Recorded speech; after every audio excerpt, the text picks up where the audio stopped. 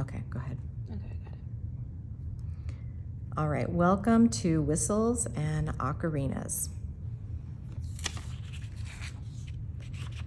The materials you will need for this are 2 balls of clay, about the size of a golf ball, and a little bit extra. So maybe about that much clay. Needle tool. You're gonna have 2 popsicle sticks. One is gonna be pointed, and the other one will have a flat cut on the end. A wooden blending tool that has the small rounded edge, and some slip.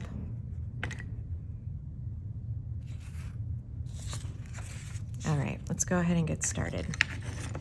So what is the difference between a whistle and an ocarina?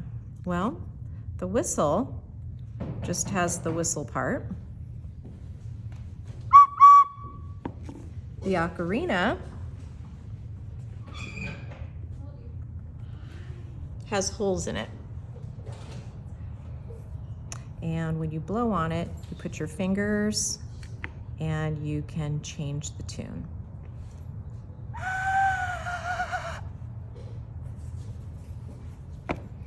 All right, let's go ahead and start with the whistle. I'm gonna take this small ball of clay,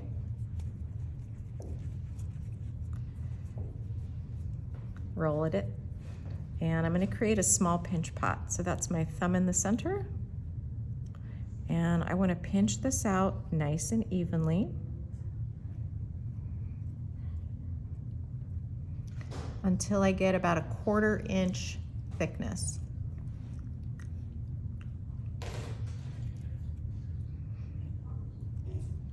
This size whistle is gonna have a pretty high pitch. It's pretty small.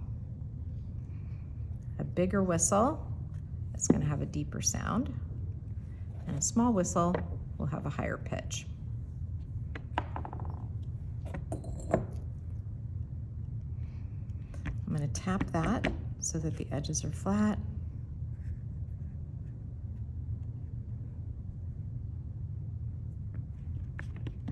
And set that aside, okay? So you can kind of see that it's about the thickness of my pinky, thickness of the wooden blending tool. It's thicker than the needle tool handle. Taking a second ball of clay.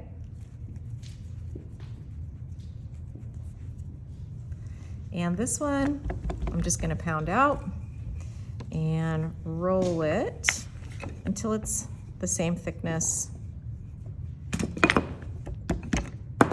as my pinch pot walls. So I need to roll it out just a little bit more.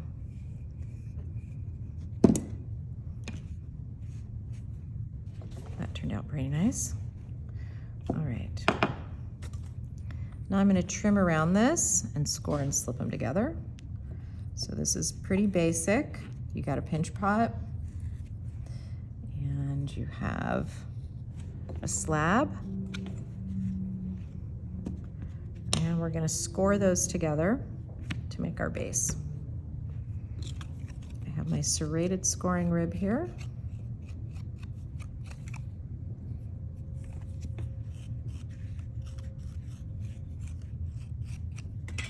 And if my clay is wet, I can just add some moisture.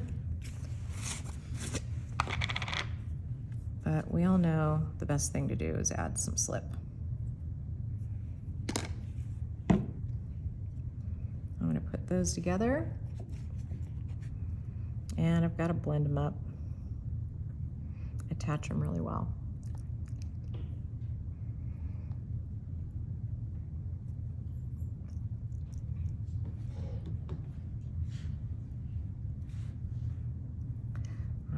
Once we get it blended, we can paddle this into whatever shape we need.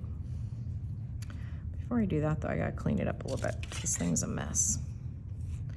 So I can take my smooth metal rib and I can smooth that out.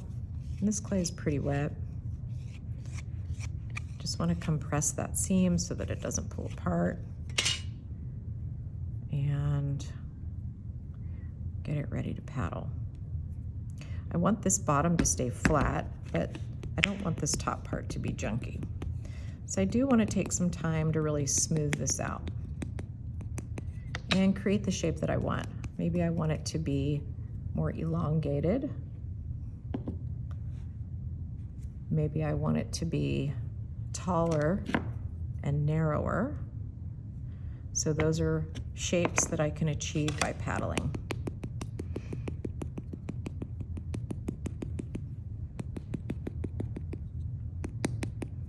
Now there's air trapped in here, so I can paddle this and I don't need to worry about it collapsing.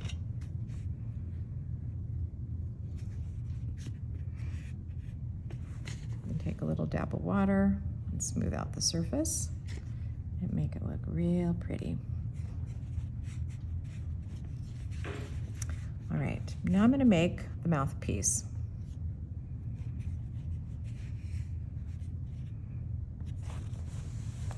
The mouthpiece is this piece right here, and that can be anything from about the size of your thumb to a little bit larger, but you should really try to integrate it into your design somehow. So they don't need to be big. On the fish here, it was made to look more like fish lips, so that's a little bit larger. And the mouthpiece is going to be attached parallel to the bottom of the whistle. So nice and flush, lined up with the base. I'm going to take a small amount, roll it, and then for this one, I'm just going to make a simple cube. And on one end, I'm going to make it narrower, and on the bottom end, I'm going to make it wider.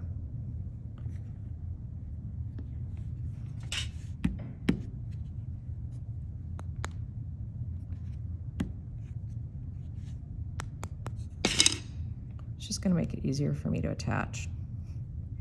And this is going to go right there, okay? Nice and parallel to the bottom. I like to trace around things when I score them on so I don't make a big mess.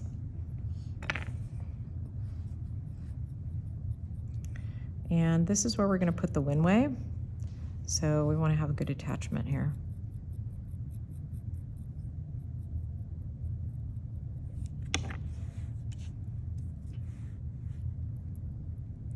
This clay is pretty wet, so I only need a little bit of slip.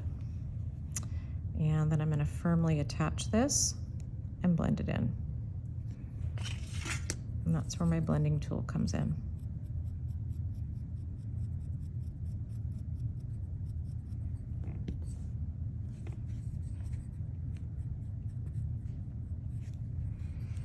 So it gets a little messier before it gets neater, but I can clean all that up.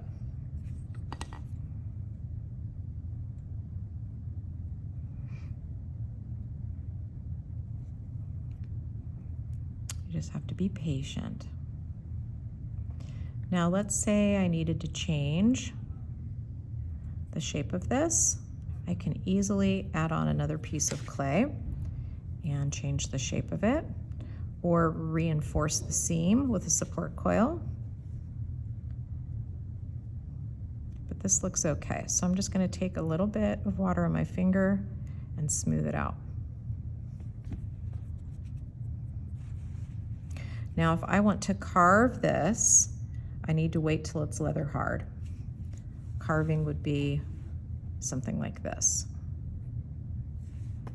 If I want to add on features, like the frog here, arms, legs, that sort of thing, I can do that right now.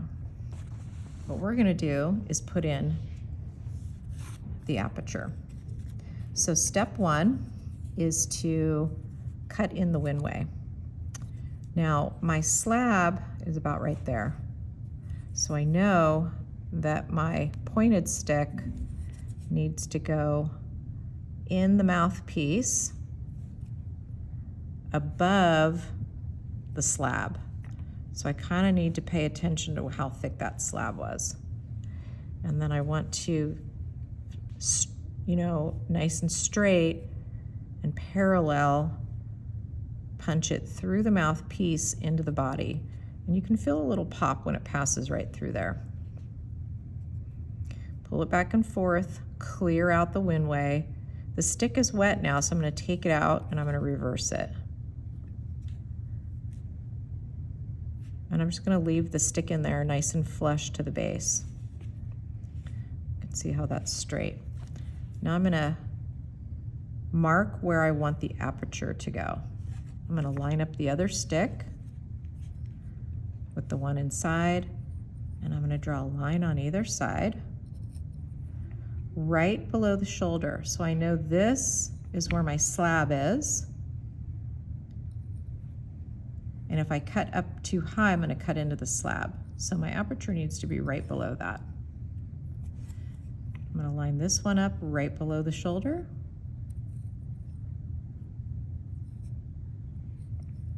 And that's the box I'm going to cut out. So to do that, I'm going to place my hand under the whistle, my thumb on the popsicle stick, and with this flat one, I'm going to pop this box out. As I put it in, I can feel it hitting the popsicle stick underneath, and that's what I want. Now I'm going to take the needle tool, and I'm just going to get that out of there. Clean the aperture box up. And before I do anything else, I'm going to smooth all this, because once I cut the fipple in, the fipple is that beveled edge, I don't want to touch it anymore. The other thing I like to do is check to see if my windway is clear. It looks pretty good. Sometimes there's a little piece of junk in there, and I can pop that out of there before I go forward. Looks pretty good though. So I'm going to put the interior windway stick back in, and I want you to see how the popsicle stick is parallel and is touching the interior base of that bottom slab. That's really important. If it's not touching, then your fipple's not going to be in the right spot. So I'm going to put my thumb back on top. I'm going to take my flat popsicle stick. I'm going to line it up at an angle, which if you look sideways is right about like that. So this is that 45-degree angle. And I'm going to hold the interior stick steady, and I'm just going to create this little ramp.